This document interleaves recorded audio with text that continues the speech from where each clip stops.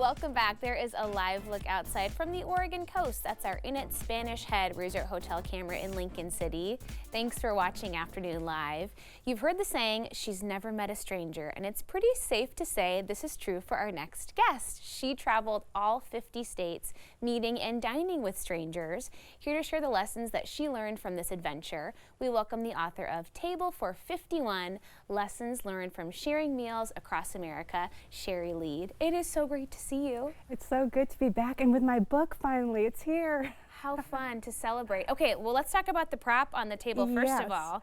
How fun is this? Oh, this is so fun, and trust me, if people are a little hesitant on getting together with someone and making friends, this will do it. This is a good icebreaker right here. It's a great icebreaker. Okay. And I learned this on my third state, which was Arizona. Okay. It was my first TV spot. Oh. And yeah, and then right before, they had a segment on Tom Hanks' cocktail. I remember that. It's so adorable. And it's really hard for me to say the name, so let's see if I can say it. It's called Diet Cocaine. His words. Yeah, his words, and it's not spelled like the other one. Yeah. But yeah, for some reason, I did my own audiobook, and it was hard for me to say that word. I had to keep on saying it over and over again. But do you want to see? Let's do it. Let's give it a shot. So these are the directions. I looked online to make sure I had the proportions correct, because sometimes I think when I've gotten together with some of these women, they fudged a little on the proportions. But officially, it's 2/3 Diet Coke. Okay. And you've come to the right place, because I do love my Diet Coke so much. I love Diet Coke too. Okay. That's a nice bubbly one too. That's like 2/3. Okay, let's call that 2/3. Okay. And then the rest, you top it off with champagne. Because See, why Diet not? Cocaine, champagne, Diet Coke, and that's where the title comes from. And it could be some other sparkling wine as well. Okay. So that one's for you. Right. But the fun thing about this is after that, it was my third state, so going out to different restaurants, meeting women at their homes, I was able to bring this up and say, hey, look at this drink that was created. And it just broke the ice. Yeah. And we were laughing and giving opinions on what it tastes like. And trying different versions, like you said. You could mix it up, and maybe if you're at a restaurant, get the waiters involved and say, hey, have you heard about such and such? And at the time, most of the waiters hadn't, so it was like fun for them too, and they would get involved. So, it doesn't have to be an alcoholic drink, it could be something else, but if you have an idea of some type of icebreaker, it just eases into these friendships. Okay, I love that. Well, let's go back to the idea for this book. How did this come about, and kind of putting this together, and all these wonderful lessons that you've learned in your travels? Yes, so in 2022, I had an idea that I wanted to travel the U.S., and I wanted to make it interesting. And what makes places interesting? The people.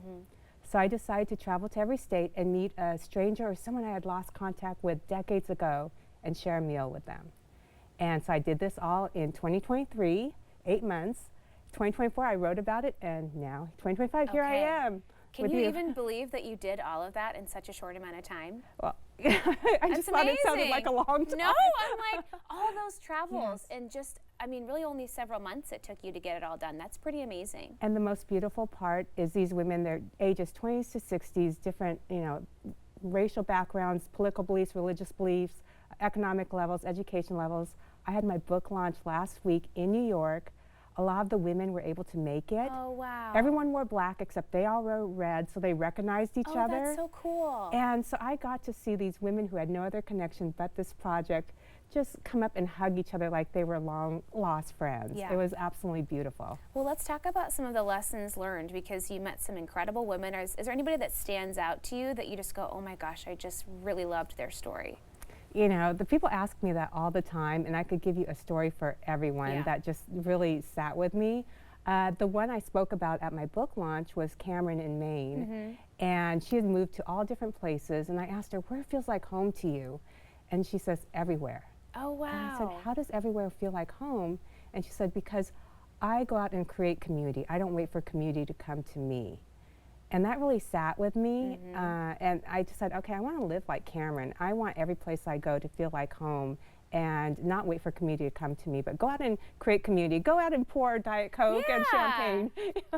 That's such a great attitude, but it can be really hard to overcome kind of some of the fears and anxieties, especially when you're in a brand new place and you don't know anyone. Yes. You know, it's awkward at first, but if you try, you know, the more you try, the more you try, the easier it gets. Well, and I wanted to ask you about personal resilience and learning about strength from some of the women that you met, but I also wonder if they look to you and go, wait a minute, you've got some pretty incredible stories in your life. Do you kind of have that back and forth of, wait a minute, I've been through and survived a lot too? Yes, and I don't believe there's accidental meetings, and I feel like, you know, I've met these women at the right time, and they're still in my life. Yeah. And there was one in particular in Colorado, Connie, and now she and I are such good friends. But I'm a breast cancer survivor, and I didn't realize, I was 5 years cancer-free when I visited her, and I didn't realize I needed to hear her words when, you know, I was talking about dating, you know, going out again and starting dating. I said, how am I going to do this? I had a double mastectomy. How am I going to do this with all these scars? And she said, if you meet the right man, it's not going to matter. And I didn't realize I needed to hear those words for my final piece of healing. But it was things like that along the way that just, I left this journey a different person and a better person because of these words from all these different women. Well, and you're so right about the timing of it all, that you could have heard that from somebody else maybe even a year or two before, and you wouldn't have been ready for the message. Right. You just never know when that person's going to walk into your life. No, and it started to be these women. It was almost like at the end, I felt like I had one teacher, just the body and the voice changed. Oh, wow. It was almost like one continuous conversation. That's so amazing. Well, then, now you have all these friends. How do you keep up? I mean, we have so much technology that helps, right? Yes, it does help. And now in 2026, I plan to go back again to many of these places. I've started a movement called Flip the Box from this, where it's teaching people how to bring people together through potlucks, the old-fashioned way. Oh, wonderful. And just getting friends together. And again, doing this to show the next generation how to connect. Yeah. Human connection and food are a couple basic needs, and we can tick both of those boxes at the same time. Yep, ChatGPT AI, that's never going to replace human connection and food. Should we cheers? Well, let's cheers. We got to give this a sip. Okay, cheers to you. Great to see you, my friend. Oh my gosh. Isn't it amazing? That's kind of amazing. I'm very glad that you brought this to me today. Great to see you. Good to see you. Okay, Shari's book again is Table for 51. We'll have more information on our website at katu.com. We'll be right back with more Afternoon Live right after this.